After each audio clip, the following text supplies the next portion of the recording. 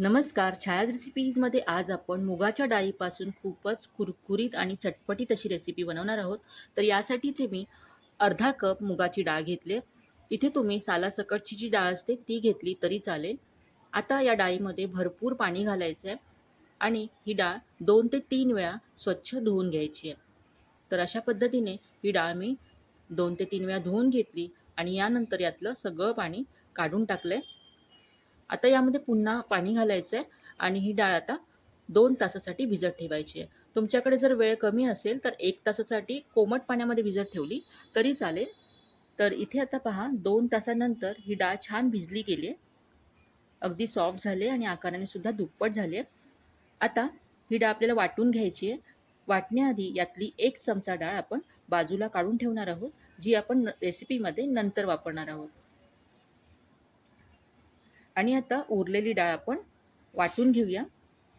तर याच्यातलं सगळं पाणी निथळून ही डाळ आता मिक्सरच्या भांड्यामध्ये काढून घ्यायची आहे. तर इथे आपल्याला पाणी घ्यायचं नाही आहे आणि वाटताना सुद्धा जर लागलं तर फक्त 2 ते 3 चमचे इतकंच पाणी घालायचं आहे, कारण आपल्याला याचं घट्ट असं पीठ हवं आहे.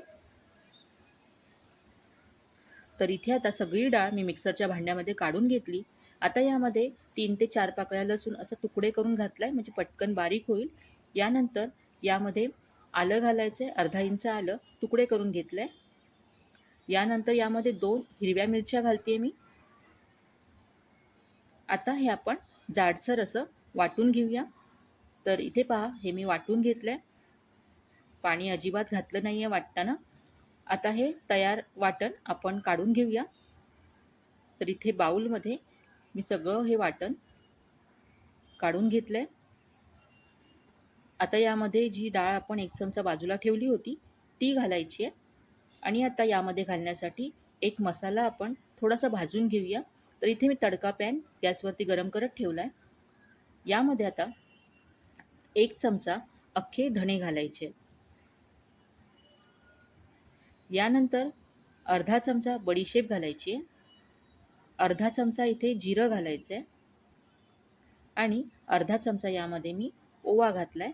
आता हे आपल्याला थोडंसं गरम करून घ्यायचं आहे. भाजल्यामुळे याचा स्वाद आणखी छान येतो. तर मंद फ्लेमवरती हे असं थोडंसं मी 1 मिनिट भाजून घेतलं. आता हे कुटून घ्यायचं आहे. हे जाडसर असं कुटून घ्यायचं आहे. तुम्ही मिक्सरच्या भांड्यामध्ये सुद्धा हे असं जाडसर वाटून घेऊ शकता. तर इथे पहा हे असं जाडसर कुटून घेतलंय. हे दाताखाली आल्यानंतर खूपच छान लागतं यामध्ये. तर इथे आता हे सगळं आपण मसाला जो वाटून घेतला तो यामध्ये काढून घेतला. आता यामध्ये कांदा घालायचा. तर एक मध्यम आकाराचा कांदा असा चिरून घेतला. यानंतर बारीक चिरलेला कढीपत्ता यामध्ये घातला. यानंतर बारीक चिरलेली कोथिंबीर घालायची आहे. आता यामध्ये मी लाल तिखट घालते. यामध्ये आपण हिरव्या मिरच्या सुद्धा घातल्यात. त्यामुळे लाल तिखट तुमच्या चवीप्रमाणे तुम्ही इथे कमी जास्त घाला. यानंतर यामध्ये चवीप्रमाणे मीठ घालायचं आहे. मी इथे अर्धा चमचा मीठ घातलं. आता हे सगळं मिक्स करून घेऊया. यामध्ये आपण तांदळाचं पीठ किंवा बेसन असं काही न घालता याचे आज पकोडे बनवणार आहोत. तर यामध्ये आज आपण सोडासुद्धा घालणार नाही आहोत. सोडा न घालता हे मस्त हलके फुलके आणि जाळीदार असे पकोडे तयार होतील.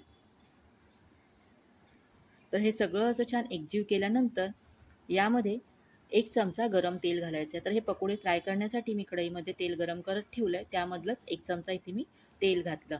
तर इथे आपण आज सोडा घालणार नाही आहोत. त्यामुळे असं गरम तेल घातल्यामुळे हे पीठ छान हलकं होईल आणि आपले पकोडे छान जाळीदार होतील. तर हे आता 1 मिनिट असं छान फेटून घ्यायचं आणि आता याचे आपण पकोडे बनवूया. तर इथे मी कढईमध्ये तेल गरम करत ठेवलं आहे. इथे आता जास्त कडकडीत असं तेल गरम करायचं नाही आहे. मध्यम असं तेल गरम करायचं, कारण जर तेल जास्त गरम असेल तर पकोडे सोडल्या सोडल्या ते त्याचा रंग बदलेल आणि आतून कच्चे राहतील.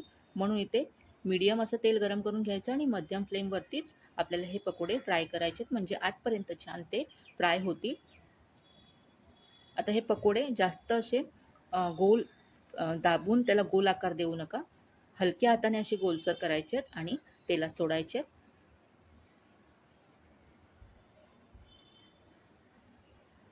तर इथे पहा हे पकोडे असे हलके होऊन वरती आल्यानंतर मी असे फिरवून घेतले.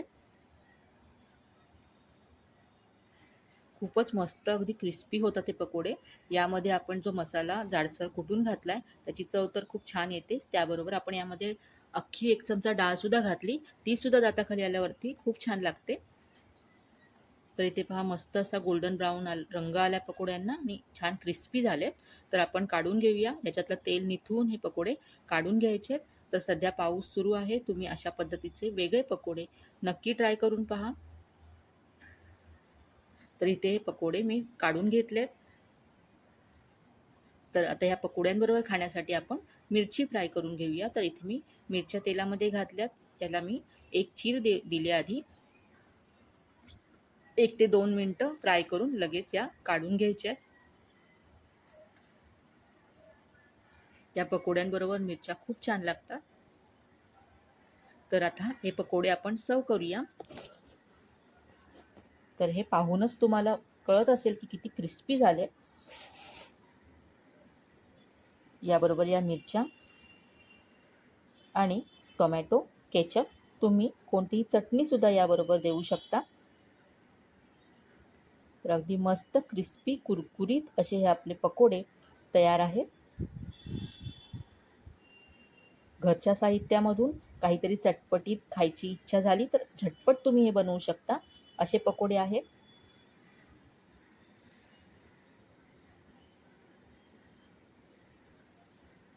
संध्याकाळी चहाच्या वेळेस अगदी परफेक्ट असा पदार्थ आहे हा.